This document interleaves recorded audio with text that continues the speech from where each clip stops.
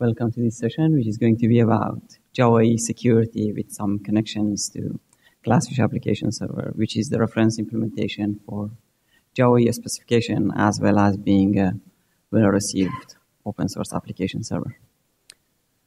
I think it's time that we start because it's 2, and if more people were going to show up, they should have already been here. My name is Masood, and I'm going to be speaking about utilizing the full power of Java EE and GlassFish Application Server in relation to software security. I'm at GlassFish team at Oracle, though I recently joined Oracle, but I have been working on this subject for quite some time and have a book on the same subject named Java EE and GlassFish Application Server Security, which was published like 2 years ago. So we have a little agenda for today's session. It's going to be a little introduction to get into the mood of speaking, and you get in the mood of listening probably. And then I'll go over Java EE Security API, what you get out of the box with most of the application servers today. After that, we'll have a brief go over of JASPIC or JSR 196. We'll see what JSR 196 is and how we can use that to benefit this pluggability feature of Java EE spec, and of course, any implementation of that Java EE spec. Then afterward, we are going to go and talk a little bit about authorization contract for containers, which is JSR 115. And finally, if the time permits, I'm going to cover something about OWASP or top 10 security concern as categorized by OWASP. And if the time doesn't permit, we are going to have a short QA after that, JSR 115. So short on the program agenda, I'm going to go over what security is. Security, as you probably heard, may refer to lots and lots of things. And from that lots and lots of things, there are few of them that we are going to cover here. But those few that we are going to cover are sort of the cornerstone of any software security system. Because when we are talking about software security, we have some basics that any system that is going to have some level of security should follow, should provide, and should implement. So if you are looking to hear lots of jargons, that's not going to happen. We are going to talk about some stuff that with common sense that everyone would hopefully understand and hopefully can follow. And what you are going to hear is everything is implemented and available at Java EE specification 6 and of course at 7. And for any kind of implementation, you are going to be able to use GlassFish Application Server for one. I'll try to bring some examples about JBoss and Geronimo as the other application servers I know, wherever I can. But everything would focus on GlassFish Application Server in terms of like implementing a sample or talking about an interface or something of that sort. So before we dive deep into this subject, I'm going to talk about some terms that we are going to use, and you're probably going to hear a lot when you're reading something about security. First of all is a subject. A subject is an identity that can be authenticated. A group is a set of subjects or users with some common characteristics. These common characteristics can be only security related, or the organization can decide that, okay, we are going to put them in this particular group, for example, in your LDAP directory, because they have this set of common features or characteristics. And then we have security realm. A security realm is something that connects an application server to somewhere that has all of these identities stored. So you have a place, an identity storage, which you store your username, your passwords, your group relationship, and everything. And then you have an application server that's required to connect to this identity storage. To do that, we have something called a security realm. In JBoss, they call it a security domain. In GlassFish and Geronimo, they call it a security realm. So a security realm is something that knows how to interact with that storage, which has your username and group relation management. A rule is something Java EE specific. You heard of group a lot because you know your LDAPs and everything, but the rule is something at Java EE level, because Java EE wants to be abstracted from the external sources that it's going to interact with. So we have the role at Java EE level and groups and individual users at your user storage. And this role is going to be mapped to one or more of those groups and or one or more of those subjects. In that way, Java EE application is going to be isolated from any change at the lower level at the groups. And we have a principle. A principle is something that is attached to a subject. It can be a group name, a role name, or anything of that sort. And a credential is something that using that, you can establish that the identity of this client is what the client claimed to be. So usually you know that for credential, you use a username and password, but nowadays, lots of companies are providing multi-factor set of credentials. You have the username and the password, and you have something that you own or something that you are. Something that you own can be like your cell phone or a smart card or anything of that sort. And something that you are can be a scan of your palm or I don't know, a scan of your fingerprint or anything like that. So combining something that you know, which is your username and password, with something that you own or you have, it adds one level of more security on top of what is like traditionally available for authentication. I'm going to talk about that multi-factor a little more as we go forward. So stay tuned for that one. So before you actually start thinking about security and thinking, oh, this application server or this, I don't know, framework doesn't provide what I need, you should think, really, what are the sensitive data that you want to protect? Because if you are thinking about security, you should know what you are going to protect by that security that you are thinking about. And what we usually protect is the data. Data that is a source number, data that like reflect a process, data that reflect an entity or anything of that sort.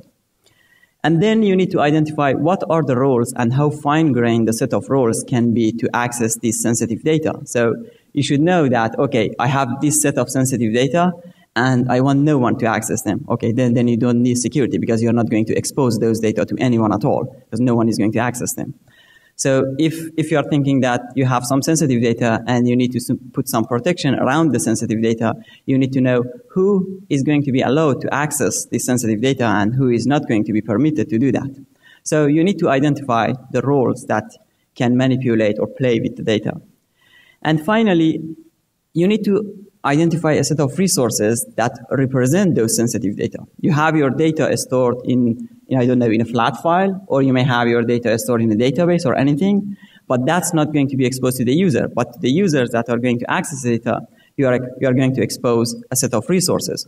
The resources can be your, web pages. The resources can be your EJBs that are going to be accessed through an application client, or it can be a REST endpoint or anything of that sort. So you have a set of resources that represent a set of sensitive data, and those resources are what you need to put a protection around.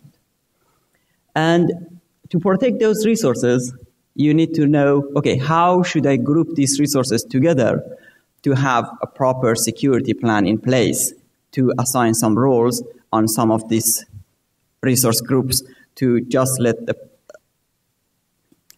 allow a certain set of role to have access to that certain set of resources. And finally, you really need to document everything. You cannot just say, okay, we are going to remember this, because you are not going to remember that. And as you go forward in implementing your application, you are going to need to refer to this data that you have collected more and more often. Okay. I said that we have some resources.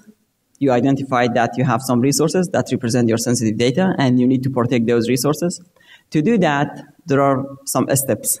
One step, as I mentioned during the introduction, is to authenticate whoever wants to access your data. That's to establish an identity of the caller, of the client.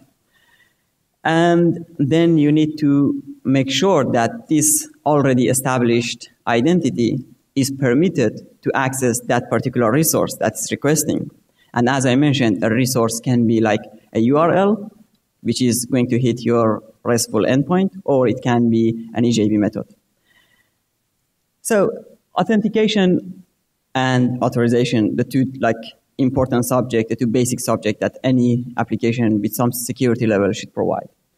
In Java EE, there is something named container subject propagation and trusted containers.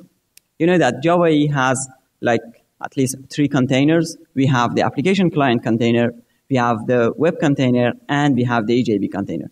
We have some connector adapter that can connect to EIS, but that's something separate. So the one that is exposed to the users is the web container and the application client container.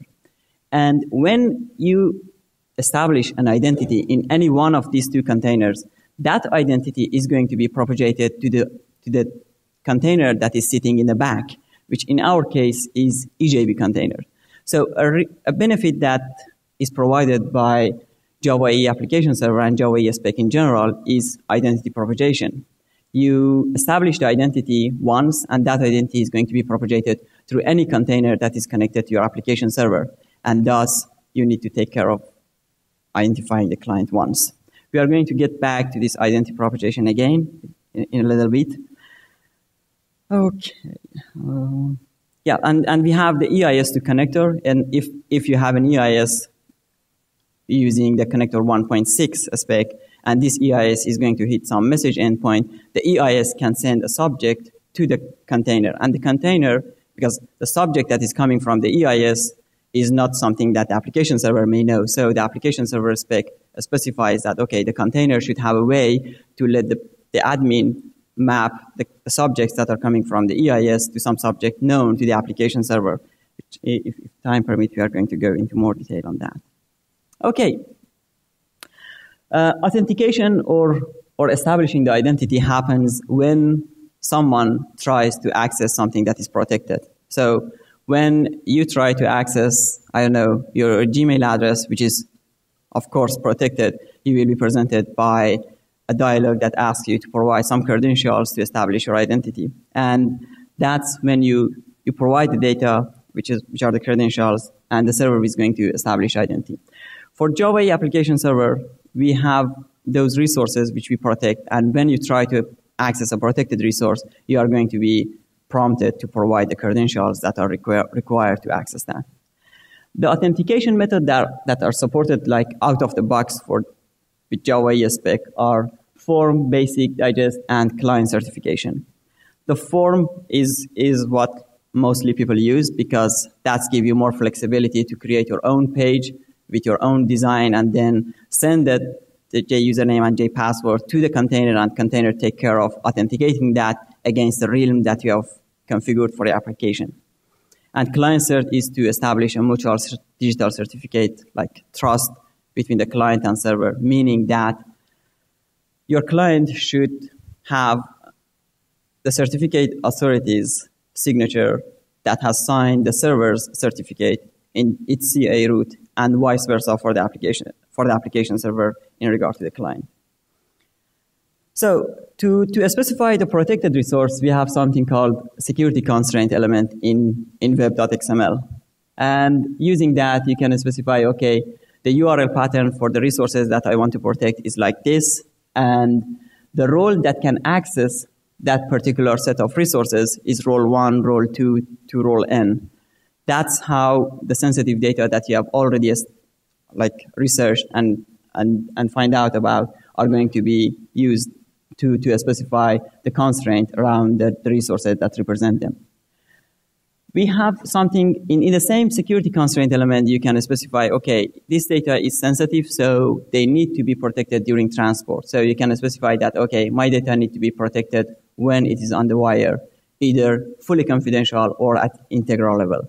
The confidential, which is a sample here, it means that the data is going to be encrypted using the algorithm that you have specified for that particular listener, the cipher suites. Or you can say that, okay, I don't want the encryption because encryption is resource sensitive, but instead I want the people not to be able to tamper with this data. So you specify integral, and that means that the data is going to be tamper proof. No one is going to be tampering with them but someone can actually look at them if they look at the data being transmitted over the wire. Okay, I said that there are like 4 types of authentication method that you can specify, and these authentication methods are going to be specified in something called a logging configuration. A logging configuration accepts an authentication method, which is basically how you collect the credentials from the user.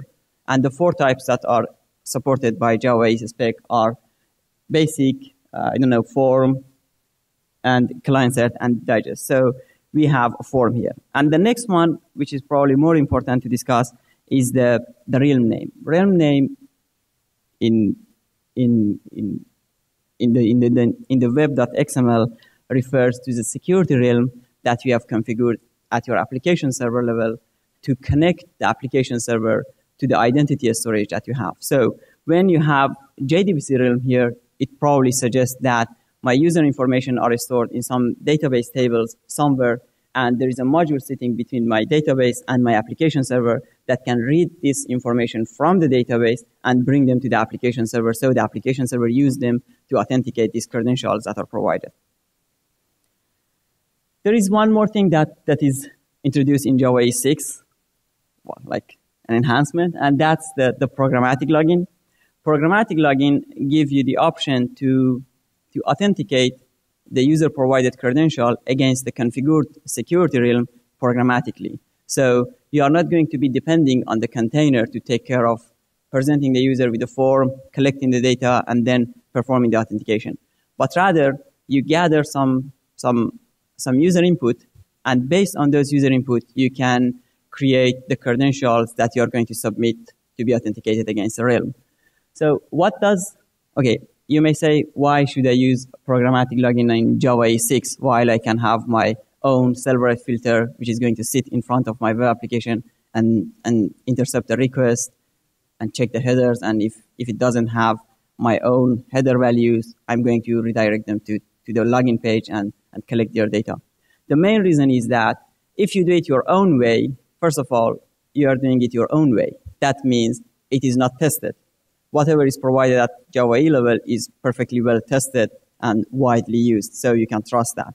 Secondly, and more importantly, let's say that you have completely tested everything and you know what exactly you are doing, is that you won't have the subject propagation from one container to the other container. The other thing is that if your application server provides some auditing and some logging, you are not going to benefit from that because you are doing it your own way. So the auditing module that audits all of this incident is not going to record that, 5 failed login attempt happened like last night, or 100 failed login attempt happened a day ago. So you are not going to benefit from that, nor from logging that is accessible, that is available at like every application server. And this programmatic logging provides you with the opportunity to do multi-factor authentication. So using programmatic logging, you can collect more than just 2 credentials, which is the username and password, which is something that's supported by other form of authentication. You can collect the username and password and the SMS that you have just sent to the user's cell phone, and then try to authenticate whether the SMS content that user put in the form matches what you have sent to the phone or not. And after that, you can try to check the username and password and log in the user to the security realm that is configured with the application. And then a very simple and basic. Sure.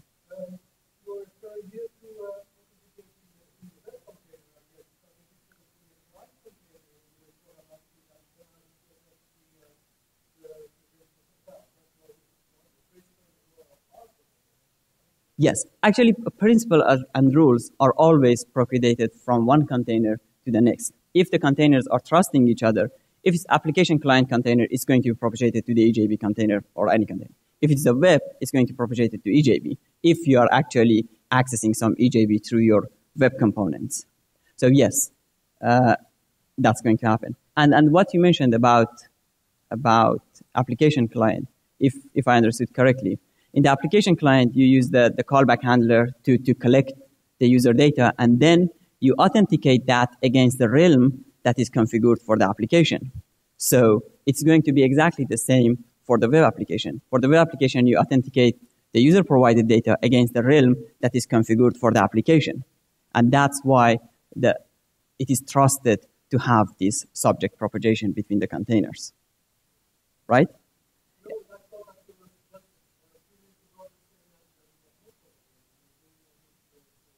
Yeah, if you have your own servlet filter, I said that if you have your own servlet filter and you're adding something at the session yourself, that is not going to happen. If you do that, then the subject is not going to be propagated between the containers.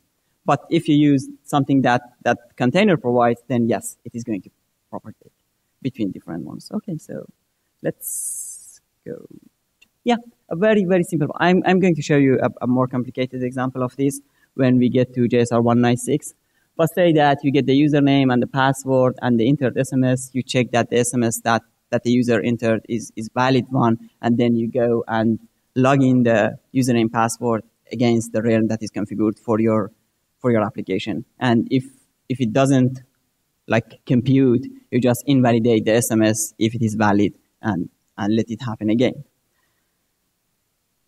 Okay. To wrap it up about the web.xml, I'm going to go a little faster now. So you have the web application. Under the web application, you have the security constraint. For security constraint, you have as many resource collection as you want, and you can have as many URL pattern as you want. Then you have the realm. Then you have the rules that are allowed to access that particular set of resources. And then you have the data transport integrity or data transport guarantee. You have the logging conf and security role. Something that I haven't mentioned so far is that, okay, you have the security role in containers standard deployment descriptor. What happened, how this role are getting mapped to what you have in your identity storage. You see, for every module in an enterprise application, we have a standard deployment descriptor and a vendor-specific deployment descriptor. The standard deployment descriptors for all of the containers, for all of the vendors are going to be the same. So we have WebXML in GlassFish, we have WebXML in Journemo, and the same goes for JBoss. But for the vendor-specific deployment descriptor, which EJB module has one, web has one, application client container has one, and the whole enterprise application has one, is different between different vendors because different vendors have different set of implementations underneath, and they want to do something their own way. So the role mapping, to map a role that you define in the web.xml to something that exists in your identity storage, you use the vendor-specific deployment descriptor to say, okay, if I am talking about role 1, this role 1 actually maps to group 1, group 2, user 1, and user 2 in my identity storage. And there's something about this. If you have an enterprise application, which is a combination of a couple of modules, you can do all of these role mappings in one place, and that's vendor-specific XML for the whole application. That can be overridden by module-specific ones. So you have something in the ER files, vendor-specific deployment descriptor. You can override that in vendor-specific for web module or vendor-specific for EJB module. So let's say, give you the name. You have GlassFish application.xml, and you can specify the role mapping in that file. That is going to be used for the whole application. You can override what you have in that in GlassFish web.xml. If you need something really specific for the web module, that's not going to be applied for the other things. So that can be overridden from the bottom up, or not bottom up. From the ear, you can override what you have in the ear, in the web, or in the EJB, or in the application client. That's that. Yeah. Okay, there are some methods in HTTP serverless requests that you probably know and you can use for security purposes. Get remote user, return the authenticated user if there is one, and if there is none, it returns some null value. And you have isUser in role, which is going to check whether the current user has a specific role or not. That's going to check through the security realm that we have configured, and the role mapping that we have in the vendor-specific descriptor file. You can get a principal for the user. If the user is authenticated and you need a principal to be used by some other APIs, you can get the principal. You can get the authentication type, and you can do the programmatic login, and you can do the logout, which the logout is going to establish null as the current authenticated user. And you can get the schema, which is not that much important. Okay, now that you already established the identity of your user, you know that the user that is connected, the user that is authenticated is really user A. You need to know whether this user A has access to resource B that he has just requested or not. That happens through something called access control decision making, or simply authorization. For Java EE, you can do the authorization using the basic way. You can just put the annotations on different CDIs. CDI meaning that servlet, EJBs, or endpoints, or anything. Or you can just do it in the deployment descriptor XML file. Or you can do it both way, because whatever you do at annotation level, you can override at XML level. But what are these annotations or XML description that you can use to perform access check? So we have something called a declare rule. Declare rule actually says that, yes, there is a rule named manager, but it doesn't say anything more about that. You can put, and there is a run as, which we are going to go deeper in. The run as you can use to make all of the outgoing calls from a component being done under one specific rule. And that's the rule that you specify at run as. We have serverless security. You can put it on the servlet, and you can specify the HTTP constraint for the servlet, what methods can access that, what methods cannot, etc., etc. Permit all, you can put it at class level, and it will permit all roles to access that particular class if it has class, and it can be overridden at the method level. So you can put permit all on the class and then say this particular method is restricted. So permit all applies to everything but the one that has a different annotation. And rules allow, they specify what rules allow to access this particular component or this particular method. And then you have deny all, which says that, okay, no one can access this. Each one of these annotations has a specific target kind and target level. The target kind is EJB servlet or servlet alone for one of them. And the target level can be class, or method, or method alone for the deny all one. For all of this, you can have mapping XML descriptors. So when you have done with your development and you want to establish the production description and mapping of the rules and permissions, you can go and do it in the XML file rather than going back and do it in annotation, removing the annotation that you have put during development time.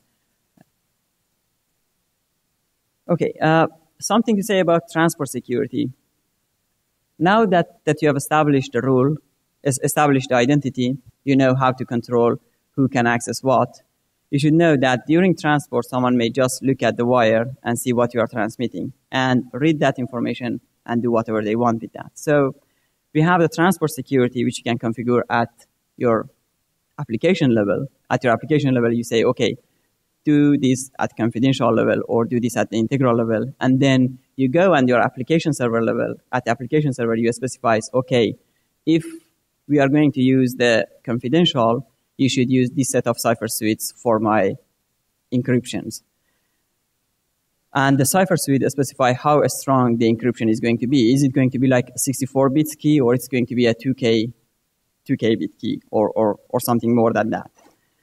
But you should know that using more strength in the key is not always the best, because that's going to put some processing overhead on your machine for decrypting and encrypting. And the other thing about the transport security that you may pay attention to is that different countries got different regulations about what kind of encrypted data can leave their borders or enter their border. I don't know about the current situation, but 8-9 years ago, 64-bit more length was not permitted to leave the United States border. So if you had a set of data encrypted with 128-bit key, then you couldn't carry it abroad because that was against the regulation. So you may like to check the regulations of the countries that you are exporting and importing the encrypted data before applying a key length of 10K. Okay, so is that all that we can do, or there are more? At the beginning, I mentioned that There are going to be three parts here. One is the Java Security API, something that you get out of the box. You just fire up GlassFish and you get all of what I already mentioned out of the box. But sometimes you need something more. You need to extend something that is already there, or you need to add something more to what you got out of the box. To do that, Java provides like extension point. I think in every level, in every service, you can have your own implementation of something and plug that to the container. And security is not an exception. We have two major concerns for security. One is authentication. The other one is the access control. And for both of them, you can have your own implementation and plug that to the container. And there are standard extension points specified by Java EE that you can implement those SPI and then plug your implementation into the application server and expect the application server to use your implementation instead of the defaults to authenticate the user or to make a decision about who can access what and when. So for this, there are two major JSRs, JSR 196 and JSR 115. It's more likely that we use JSR 196 on our own rather than 115, because 115 is a little like thicker to implement compared to 196. Before I go to 196 and explain this one, I don't have a slide for what I'm going to say, but anyway. We have a JAS module that most of application servers support, something called a JAS module. You can implement your JAS module, which is mainly called the login module, and you can plug that to the application server. This login module is going to act as a security realm that I've already mentioned. So you can have your own security realm. For example, if your application server provides you with a file realm, with a JDBC realm, and LDAP realm, but it doesn't have anything about encrypted file realm, you can go implement a login module. It has like 5 methods and have your application server use your own identity storage. So that's that for login module. But if you want more flexibility, if you want something more at lower level, which deal with more raw data, then you need to look at JSR 196 for authentication. JSR 196 operates at message level. So when a message enters the application server, this is the JSR 196, which by default, there are some implementation of this aspect in your application server. So if your application server is operating, it actually has at least one provider plugged to the application server, which is taking care of inbound and outbound message and performing the different set of operations on that, starting from encryption, starting from web service security, and anything of that sort. So this is a JSR which lets you implement your own module that intercept the messages that are inbound and outbound in your application server and perform any kind of checking and validating that you need on top of those messages. What does it give us? It gives us the benefit of having our own custom security headers included in the request, and we will get the chance to have our own module plugged into application server, looking at the headers, make the decision about whether it is authenticated, whether it's not authenticated, should it go through or not, and do that all our own way rather than just going the application server way. The other benefit of this JSR is that you can, if you don't feel like developing it your own, you can go to the market and see who is already developed some JSR 196 implementations for different authentication mechanisms. Like you have open source OpenID implementation that you can just plug to GlassFish and start using that, or you can get some more advanced implementation for biometric scanning and stuff like that out of the box from the people that are selling that and plug it to your application server and use it. So it is not just for end users to implement something of their own, but it's rather for the third-party component provider to develop something and then provide it to the people who cannot or do not want to develop it, but rather require the functionality and want to buy that. So I said that it operates at message level. It just intercepts the messages first at client and at the server. In client, before message leaves the client toward the server. In the server, before message actually reach the target service in the server before message leave the server and go toward the client, and in the client before message actually get consumed. You may ask, okay, why do we need all of this if our client is the browser? The browser doesn't know anything about Java or anything about these services. Then why do you need to have it at the client side? The reason is that the same JSR is being used to secure the web services. So at the web services, you have the client-side provider and the server-side provider. And this provider intercepts the outgoing and incoming messages, both at the client side and the server side, for example, to check for the signatures or to decrypt something or to do anything of that sort. Question? Sure.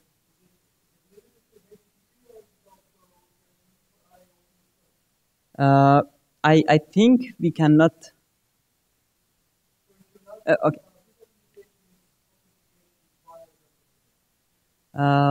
I think it's more likely to be a vendor-specific things, whether vendor wanted you to have access at the IOP level messages or not. But mainly in the application server that I examined, it just operates at the web container level. So the messages that you can process are SOAP messages that you can process, HTTP server request and HTTP server response. I don't think that it operates at IOP, but I can double check that and then send you an email of something. Okay, so the benefit, I already mentioned the first one. You can get the cuts and then just plug that and start using that. You can develop your own credential and use them. So instead of having the default credential, which are the username and password, you can have your own. And you can benefit from all of the container provided security. You can have the subject propagation. Again, you can use the access control as it is in the container because you're just plugging your own authentication and you're not touching the authorization. The error messages is unified, of course. If your server provides some auditing and logging, then you will have the benefit of auditing and logging because you are using it in a unified manner. So now we go to the SPI part. Actually, what you need to do, what you need to implement to have your own authentication method plug to your application server. When I say application server, I'm not strictly referring to full-blown Java EE application server. You can do it at Tomcat because Tomcat implements servlet profile and servlet profile support this. So the overall number of methods that you need to implement are 5. Usually we do not need to implement one of them and the other 3 are really small. So actually you are going to be implementing just one bulk, like meaty method. So these methods, you will implement server authentication module interface, which is the first one. That one has 2 methods of its own, and it has 3 more methods which it inherits from its parent interface. And the implementation that you are doing can be plugged to any application server. So if you implement it once and you implement it wisely, you can plug it to GlassFish, JBoss, Journey, or whatever application server you are going to use in the future. Okay. So I said that there are 2 methods at the server authentication module interface. One of them is the initialize. Initialize is called to initialize the particular SPI that you have for every authentication. So you need to wisely be thread safe. So the request policy and response policy are sent down by the runtime, by the message runtime to your module, so your module know what are the policies for doing the authentication. We have the handler. Using the handler, you can communicate some principles back to the runtime. And you have the options. The option is something that a map of a string that, for example, when you are configuring it at the application server level, you can specify some parameters that can change the behavior of your SAM module to something specific. For example, it can be, okay, this is the URL or this is the JDBC connection string to the database that you are going to use for this particular case. So you can send the options that are non-standard for the interface back to your module through this options parameter, which is a map of string. And then we have the supported message type, which is an array of all the classes that we support their message type in this particular module. Usually it is like HTTP servlet request and HTTP servlet response, unless we have IOP supporting this, which we should have IOP message or something like that, which I don't know about. And then we have a validate request. Validate request is the main like bulk method that you will need to implement. And this is where actually you can scrap your own credential and communicate the credentials to the container and let the container continue with the authentication. Or you can perform the whole authentication at this validate request and then return a success, and container will know that, okay, the authentication has already happened, and it will continue using the subject. So you will have the option to do a on-the-fly calculating or creating of the subject here, or you can just pick something that is in the header, in the request header, and use that to do the authentication. And if it succeed, you can return an authentication success, or if it is failed, you can return an authentication fail and be on your way. The next one is a secure response. We do not do that much with the secure response unless we have some wrapping, unwrapping to take care of wrapping that we have done at the request, at validate request, and we want to unwrap it before we send it back to the client that is going to consume the message. But in the web services case, in the web services security case, this method is going to be bulky as well, because if you are going to have any kind of security at web service level, it's going to be both for inbound and outbound messages. So for the servlet, you usually return, okay, send success, and you will be done. Then we have the clean subject, which is the name already suggests that you can remove any principal that you have attached to the subject to make sure that the subject is unauthenticated and not usable anymore. And if it is a multi-step like cleanup, you can put something in the message info to make sure that the next step is going to know what was the previous one to take care of that.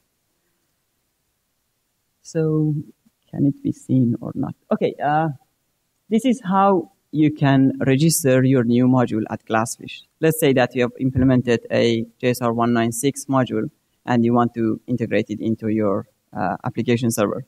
For GlassFish, you simply put the jar file in the modules directory. You have the provider ID, which I'm going to talk about, it's what you are going to refer your modules using that ID. You have the provider type, which you have the provider type, which can be client server or client server. So you will specify whether this is going to be operating on both sides, or this is going to be just operating for inbound messages. And then you have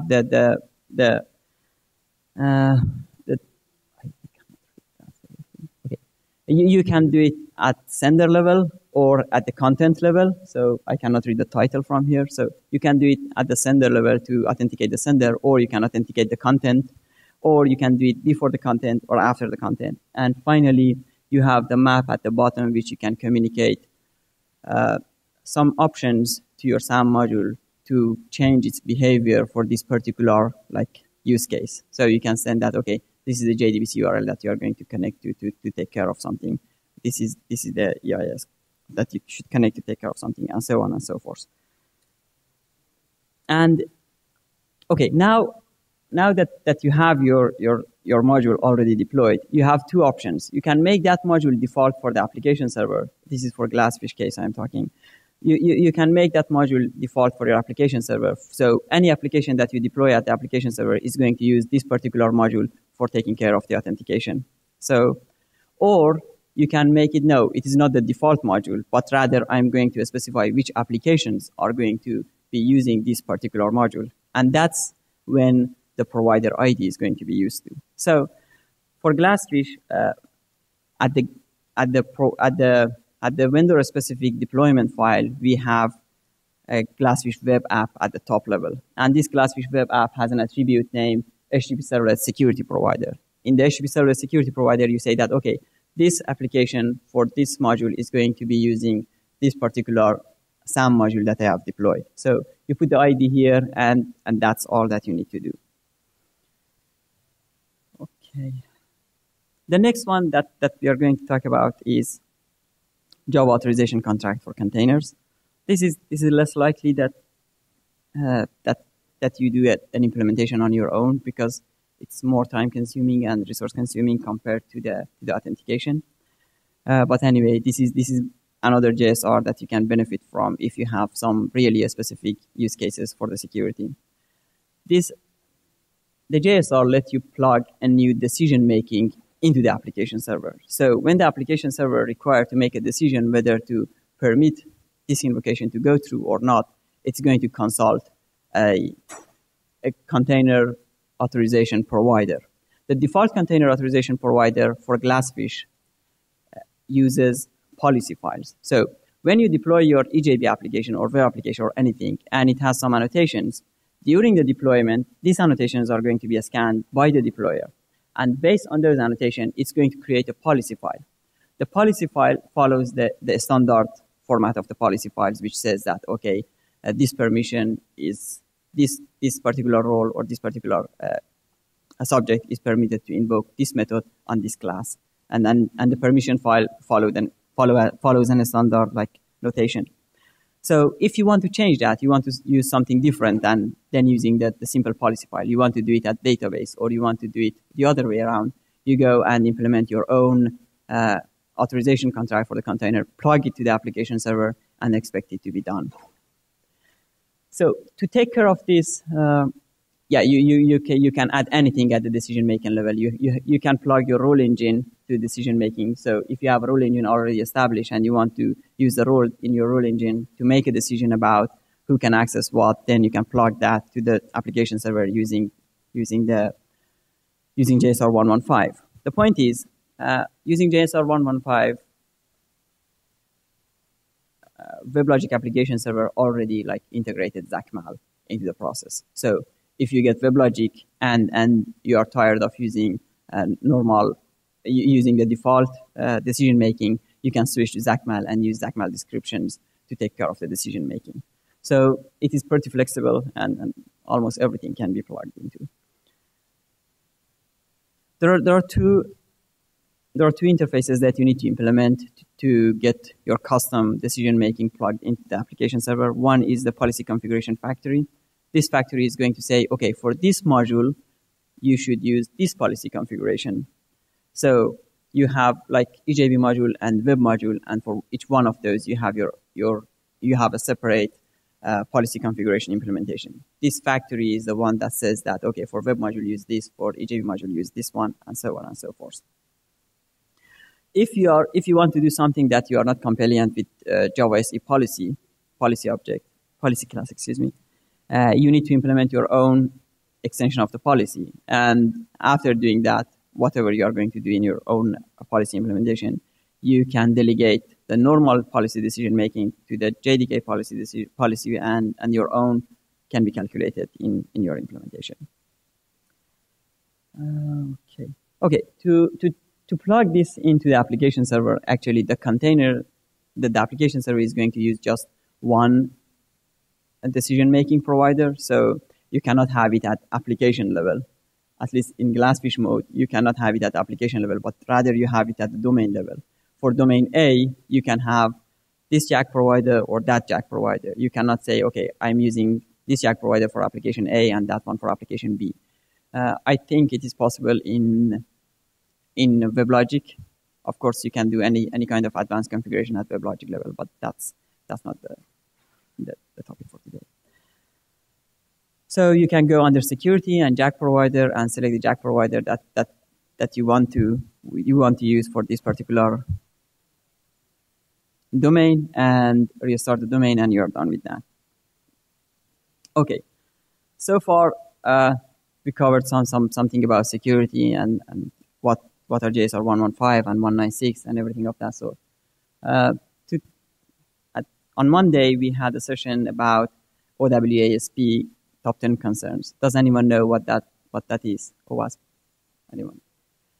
Okay, this is an organization who look and research on what are the top 10 security concerns each year. So for last year, it says that, okay, A, B, C, till I are the security concern, and for this year, it says a different list because people started addressing the one that was for previous year. I picked some of the tips from that presentation that I had the other day and put it here. So if you're interested, I can go through them. Okay, first of all, which you have heard a lot about is comparative data, like password.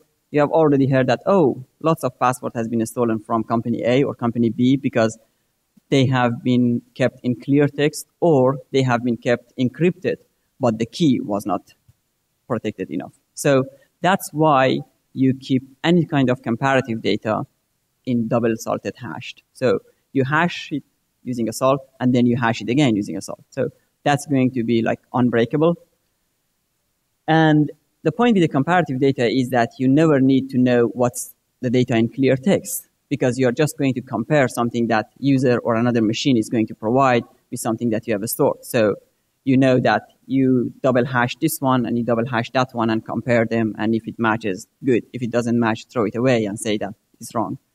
A very clear example of comparative data is password.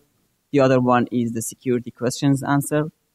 If you are not keeping a security questions answer double hashed and you have a breach, then someone is going to know that my security questions answer is ABC, and the security question is what are your favorite alphabet, and they are going to use that to breach into my other accounts because they know what is my security questions answer. So, and the other one about the encrypted data. So if you have your data encrypted, you really don't need to keep a clear text of the encrypted data somewhere. Because if that data is important enough to be encrypted, then keeping a clear text of that data is going to violate the whole point of this data is important, and it should be encrypted. And the other one is the keys. If you're encrypting something using whatever type of key you want, you need to keep that key really safe. You don't want to put that on a USB stick and put the USB stick in your drawer. The other one is using the policy manager, using security manager and policy files. Java runtime provides a really, really flexible policy enforcement at the VM level. So at the first level, you have the VM itself. For the VM, you can specify a policy file with a set of policies. The policies can say, okay, no one can invoke system.exit, or no one can invoke system.exec, because system.exit is going to crash and system.exec is going to execute a script that is somewhere and is going to do something. And the level on top of that is the user level. So if you have a VM that is shared between different users, you can have a user level policy file that is going to apply more constraint on top of what is applied globally. And for GlassFish, you can have a domain level policy file, which says that, okay, this particular domain doesn't have any application that requires to open a socket on its own. So you go into that domain's policy file, specify that the jar files that doesn't need to have access to the network or doesn't need to have access to the file system, and say, okay, these applications are limited. They are not going to access anything of that sort. By application, I mean the jar files. So, and finally, for GlassFish, you have something called a granted.policy. A granted.policy I mentioned a little earlier. It was about all the policies that you have specified in your application using those annotations or using XML descriptor. They are going to be translated into a standard policy notation. And those policy notations are stored in a file named granted.policy. If you want to add something on top of that for that particular application, you can just go and edit the policy file yourself. So 4 levels of enforcing the policy at JVM level is at your disposal to use. The other subject which OWASP picked as one of the top 10 is the forward and redirect. Forwarding is that forward and redirect by themselves are not bad things. They are good things. They go bad when you use user-provided parameter to compute what is the next resource that the user should be forwarded. And you trust that all users are good. They are not going to try different values for different parameters and see what will happen. But that's not the case. Some users may not be that good as you imagine, and they will use different values for different parameters to see whether they can be forwarded to something that they do not own. So first of all, do not forward using user-provided values. Second, if you are doing that, make sure that you triple check and verify whether this provided value is going to end up in a resource that this user owns or not. Okay. Paying enough attention to role mapping. It's really important to have a fine-grained role mapping. You don't need to have it a coarse-grained. If your web.xml or EJB .xml, EJB module.xml is going to grow 50 kilos. That's fine. It's not going to impact your performance. Just do it as fine-grained as you can. Choose the right security realm, of course. Some of them are for misconfiguration concern at OWASP, and some of them from others. Watch for SQL injection, and that's something that despite, oh, what happened? Okay. Watch for SQL injections because that might happen to the best of us. And there are some libraries already developed, supported by OWASP and hosted at Google Code or whatever, that you can just get them and use them to make sure that SQL injection is not going to happen. Use some like bind parameters and prepare the statements rather than forming the whole SQL statement on your own. That user may enter something as a parameter that's going to do some damage. So don't do that. Understand what you are storing in the session and how you are doing that. Never store unencrypted cookies with important bits. Transmit cookies securely. If you have a page which is not under HTTPS and it needs to transmit a cookie, make sure that you have set secure on the cookie so the cookie transmits securely while the page is not secure. Okay. One thing that you may pay attention to is to use, if you have an operating system that is going to host multiple services for your application, each one of those services should really run in one specific user. And that specific user should be perfectly well limited in accessing the file system that may breach something on other services. So in addition to having the VM level security policies to enforce some restriction, you should have the operating system level user to enforce some more restriction, especially at the file system level, which is really important. If you are using any application server, make sure that you configure the listeners properly. Most of the application server start listening on 0000, which means that all available interfaces on your machine. And if your machine has multiple network interfaces, that listener is going to listen on both LAN and WAN interface while you want it just to listen on the LAN one. The default accounts is a concern yet because people are still using the default accounts, meaning that they use the default username with the default password, or they use the default username with a separate password, but both of them are not quite right. You should remove the default username completely, create your own user for the administrator, and use a complex password for that. That is going to give you the chance, that's going to make it harder for the people to guess, okay, what's the admin username, and then they work on the password. Check OWASP top 10 talk and resources related to that. So, any question? I hope you have enjoyed it. Sure.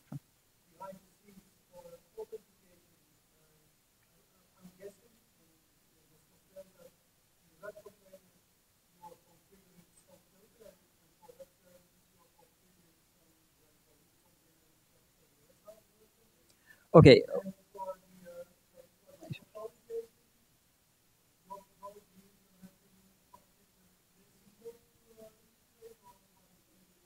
Okay, for the web container, it is not a filter really.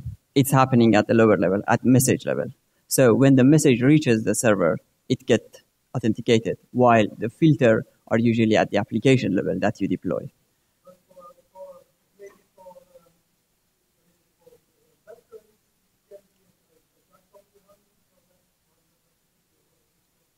For web services security, it's the same. It's again at the message level. It's at the lowest level. So it is not your application that is going to provide anything, but rather it's a container that's going to provide the infrastructure that the interceptor that are going to intercept the incoming. Oh, okay. Yeah, yes. Yes.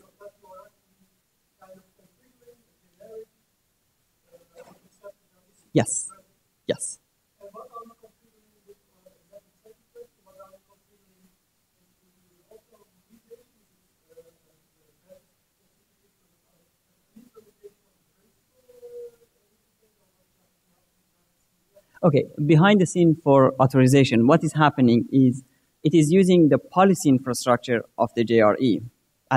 It's the case for GlassFish that I'm talking about. I'm not talking about other application server. So for policy files, we have the policy description, and the policy description says that this method of this class is only allowed to this particular principal. And before that invocation actually happens, it's going to consult with the policy file and see that, okay, policy file says, don't do that, and it's not going to happen. And if policy file says that, okay, role A can access method B on class C, then that's going to happen. So it's a policy file and the policy system of the JRE, actually.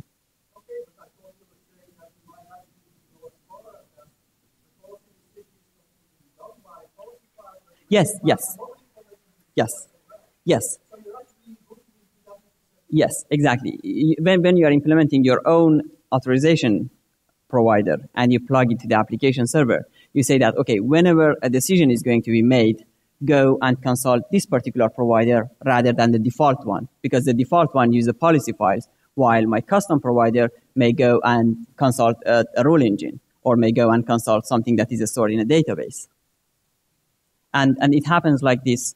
When the application is deployed, the deployer is responsible. Actually, that one is pluggable again. The deployer is responsible to take care of extracting all of the information from all of the components and putting them on something that we call a permission table.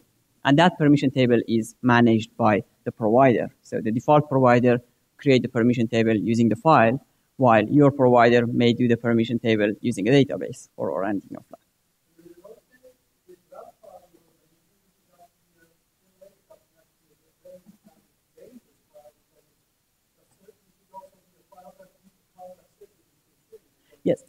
Yes, that's the point. The point is when you are deploying your application, when you have the application server deployed, there are some restrictions that you should put in place to make sure that people are not going to simply, anyone who is opening a terminal to your computer cannot go and say, oh, I'm going to edit the policy file and give permission to all business methods of all EJBs to everyone. That's something that you should. Sure.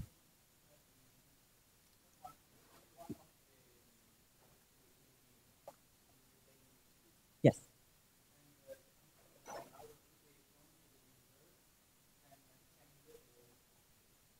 Okay.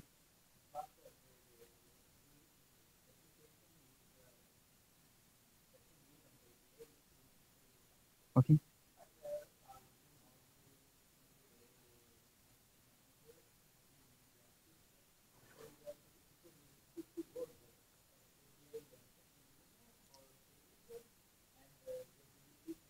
Yeah, that's right. Out of the box, no.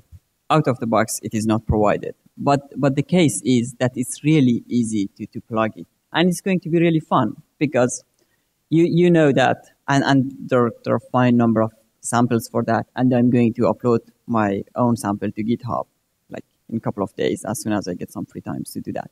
So you can just take a look at that and do it yourself. It's going to be a fun ride.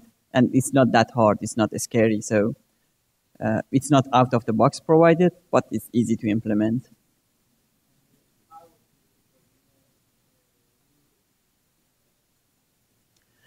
Through configuration, you can send as many configuration parameters to the login module, but because the case that we are talking about is a login module. Yes, you can send as many things to the login module as you want, and your login module can have its own persistent unit created using the parameters that you provide, so it knows what to connect to and what are the entities. You're welcome. Sure.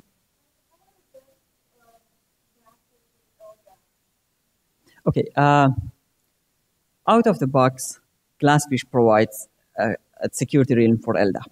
So you can just fire up GlassFish, go to the server config, go to security, go to realm, and there you can see that there are several security realms available. One of them is LDAP realm. In the LDAP realm, you can specify that this is my LDAP address, this is the filter for my organization, this is the query that I want to use to find the users, and then you have the option for anonymous bind to make sure that whether, okay, this username password can bind or not. If it can bind, then it's authenticatable. If it cannot bind, then it is wrong, right? Because LDAP doesn't have it in clear text and you cannot compare it to passwords. So you bind it and then you say, okay, it's bindable, so it's good. That's the LDAP realm, which is available out of the box. I can try to see if I have application server.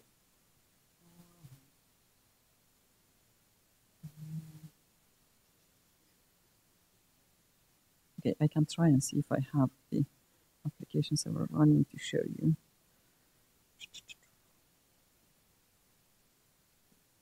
So you go, doesn't show anything. You go here, and then you go, oh, sure. Okay, I'm going to leave in a minute. You go here, you go into the realms, and then you say new, you create your own realm of type LDAP realm, right? For the LDAP realm, it gives you the option to put any attribute that you have, and after putting the attribute, you can use this realm for your application. You can give the realm a name, and then you will use this name with the login config element that I showed at that slide. Yeah, sure.